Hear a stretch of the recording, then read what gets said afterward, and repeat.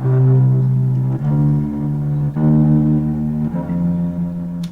don't want to talk about the Holocaust. The Americans did the same with the Indians, and the Israelis did the same with the Palestinians. The Americans can place their flag in their own backyard, and no one says anything. If we did that, we would be accused of being Nazis. You can't say, "I'm proud to be German." Beethoven was also German, but now everything is seen through the lens of the Second World War. If you ask your grandparents if they supported the regime, they won't give you an answer. What you just heard are some phrases uttered by German students when discussing the Holocaust. Today, the massive extermination carried out by the Third Reich is studied in almost every school on the planet. But what happens within German classrooms? How are the bloody crimes committed by previous generations taught, and what effect do they have on the minds of young people? In this installment of Military History, we propose to explore how Germans keep the memory alive and what challenges they face today.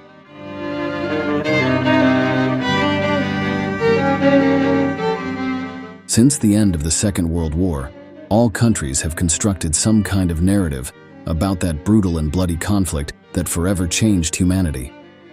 Generally, governments take on the task of combating denialist versions that seek to conceal the barbarism of the Third Reich.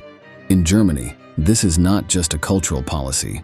It's something that permeates society and the state entirely, as it involves their own past and crimes committed by ancestors of their population. Therein lies the main problem of the issue. How do you teach a history that reflects poorly on your own nation? For many years after the war, National Socialism was mostly a taboo topic among families. Parents and grandparents weren't asked uncomfortable questions about their involvement.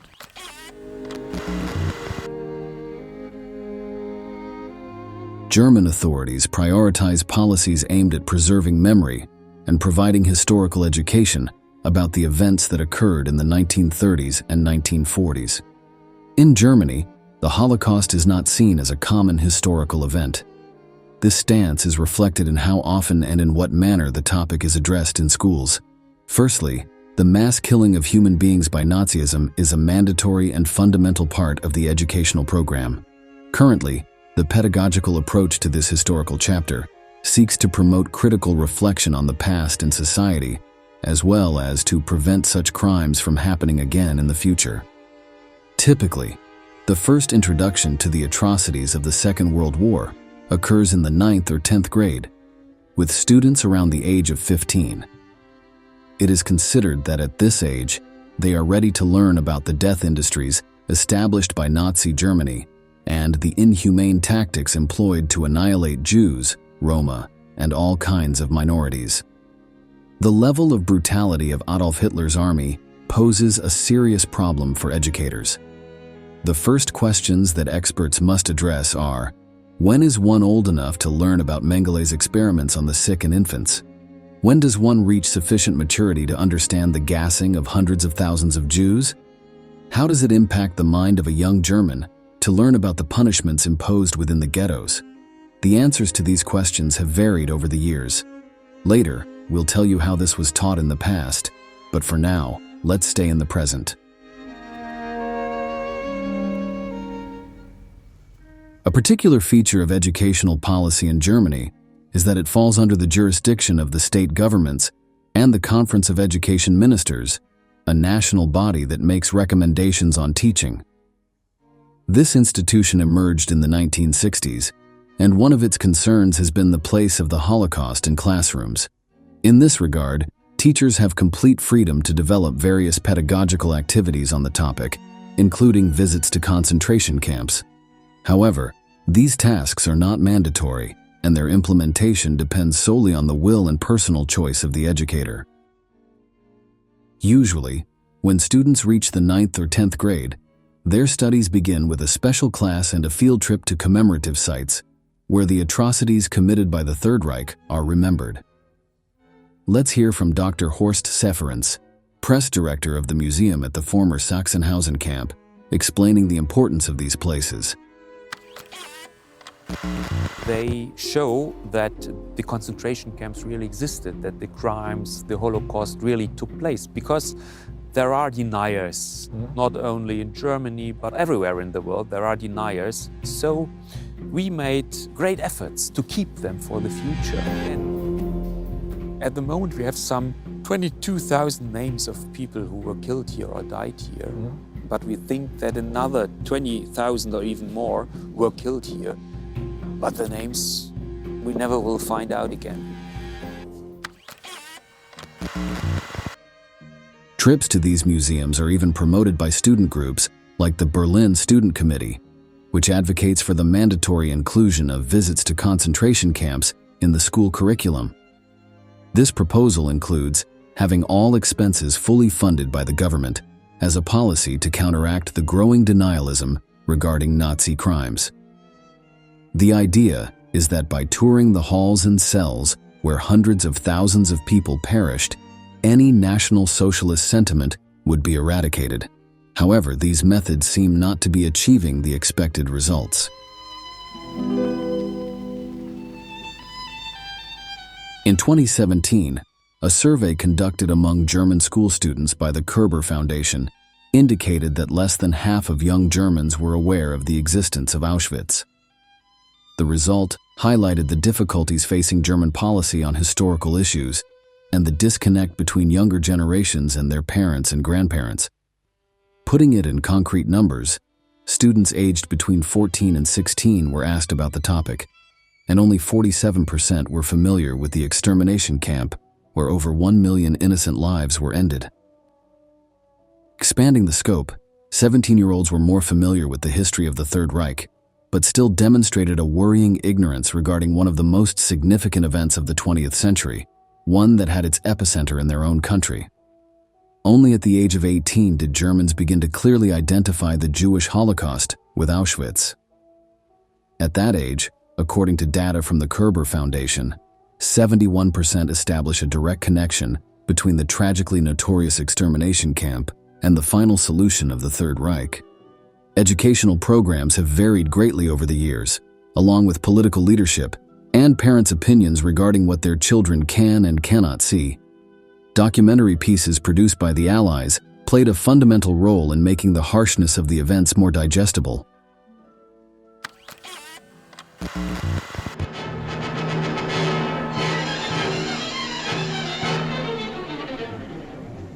We not only smashed up the towns, but smashed up the links between the towns.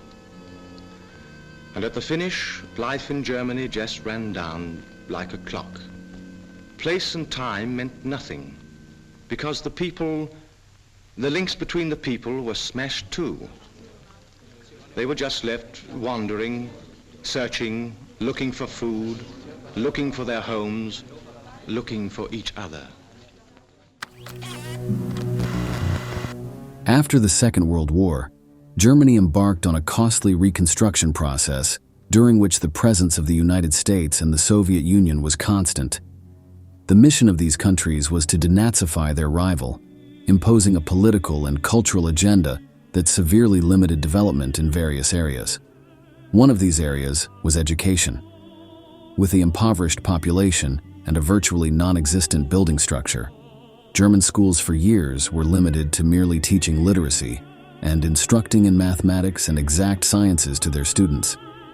Any study of the recent past was frowned upon. Thus, a silence about the Holocaust was established during the post-war years. With the return of full democracy to West Germany, Nazism was absent from textbooks, and with it, all the massacres committed by its leaders, especially those of the SS in the concentration camps. The main reason was as simple as it was sinister. Recognized former Nazis held positions of responsibility in politics, justice, and administration. This persisted for years until change came at the request of its citizens. Due to student protests in the 1960s, it became evident that society, particularly the youth, needed to know what had happened just a few years prior. It was essential to understand the hardships their parents and grandparents endured and the crimes they committed. Gradually, the infamous final solution of the Third Reich began to appear in curricula, In the 1970s and 1980s, it was common for real images of concentration camps to be shown in classrooms. Open graves with thousands of skeletal bodies and the eternally traumatized gaze of the few survivors were frequent elements in past school programs. The idea was simple. Horror and disgust are excellent teachers. They believe that if they could demonstrate with an image or a video that something is immoral. The problem was that according to some educational currents, this did not work. Experts noticed that this did not invite reflection but left students locked in their own shock after seeing people reduced to bags of bones and tortured in ways that were previously inconceivable to them. Next, we will see one of the many documentaries made by the United States at the time of the liberation of the camps.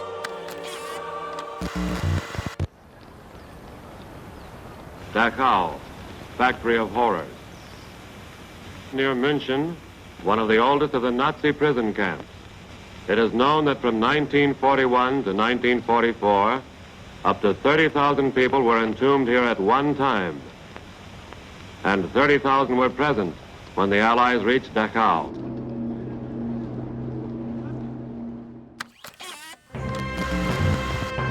This provoked a profound change in how the topic was approached in primary and secondary schools in Germany. The current pedagogical model is the result of a public debate that flourished in the late 1970s in West Germany. Surprisingly, the trigger was the presentation of the American series Holocaust, which portrays the history of the genocide from the perspective of a German Jewish family, featuring the participation of Meryl Streep and James Woods. The success of the program and its impactful scenes managed to revive interest in younger generations.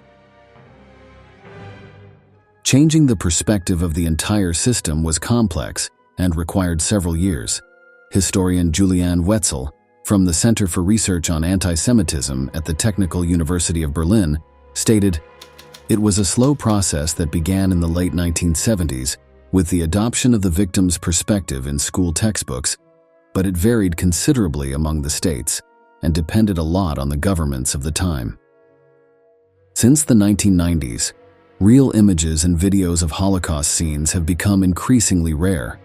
Instead, the entire weight of that record fell on foundations, memorials, and museums, very valuable institutions, but not within the realms of children's activities. While it is possible to organize trips to these establishments, it is not the same to go once a year to see photographs hanging on a wall as it is to study the photographic and audiovisual archive of the Second World War.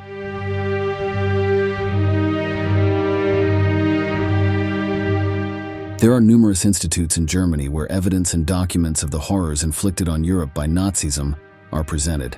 However, ensuring that this knowledge reaches schoolchildren is not an easy task. The transformation in the teaching approach to the Holocaust over the past decades also reflected changes in teacher training. Currently, memory advocacy organizations and teaching institutions offer various extracurricular courses for educators on pedagogical approaches to the topic. However, throughout the process of adopting this more critical view, the approach did not always flow smoothly. Historian Juliane Wetzel recounts that in the past, there were cases of excesses committed by teachers using Holocaust images. By confronting their students with overly graphic and explicit material, they ended up taking away their interest in studying these stories. Of course, each classroom is different, and there are also positive testimonies regarding the methodologies used. Let's listen to the opinion of this young German regarding his country's efforts in memory. I think we as a nation do a good job in being aware of what we did, and that's something that other nations maybe can learn from us. I don't know, I don't want to sound cocky, but I think Germany is doing a good job internationally, and I think it's good that we show presence there.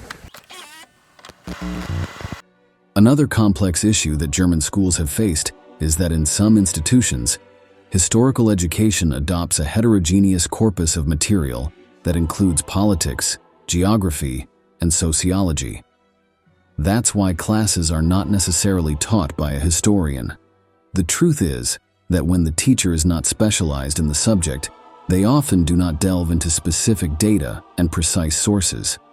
If the material on the Holocaust and the activities of Nazism are taught by a geography-oriented teacher, it is likely that their overview will be somewhat superficial.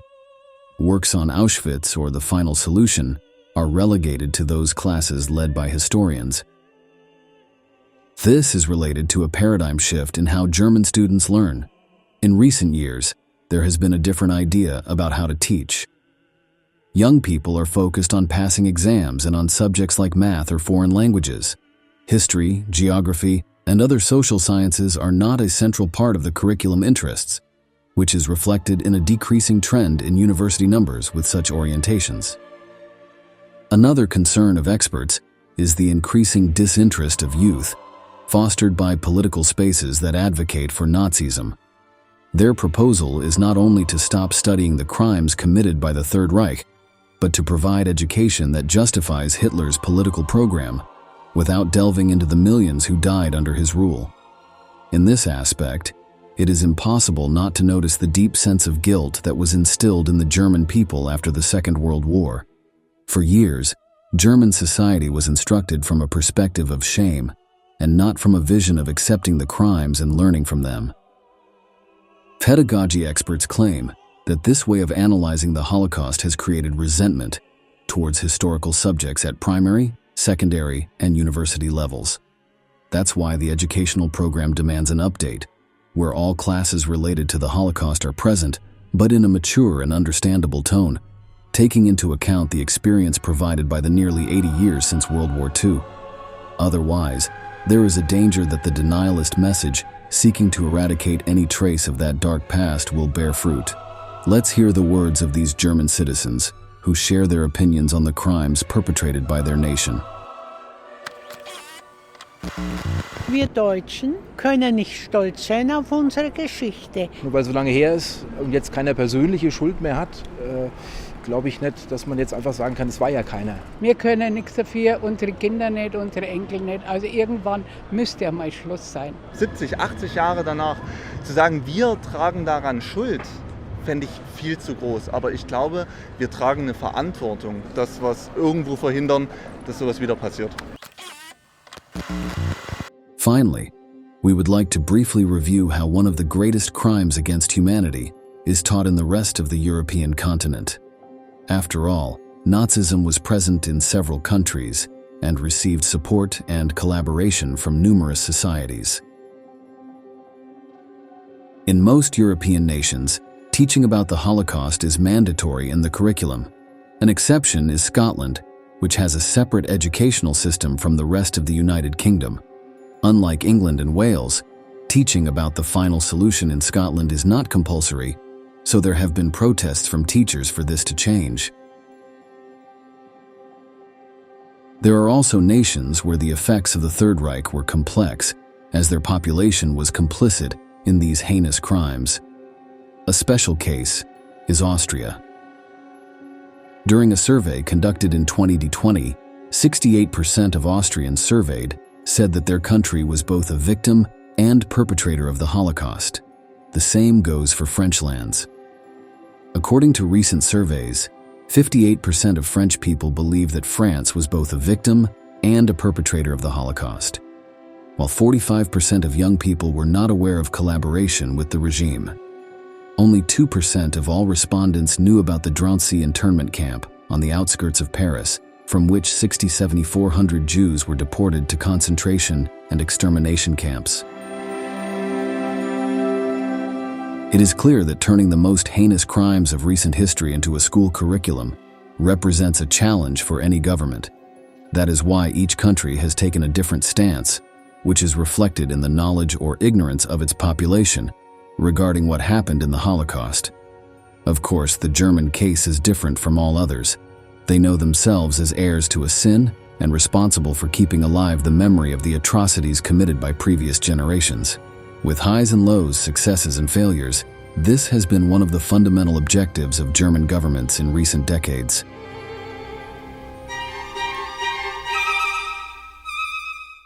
And with this, we come to the end of the video. If you enjoy these analyses that seek to shed light on the most fascinating events in history, we invite you to subscribe and activate notifications for our channel. Without further ado, We bid you farewell until the next installment of Military History. Thank you for your company.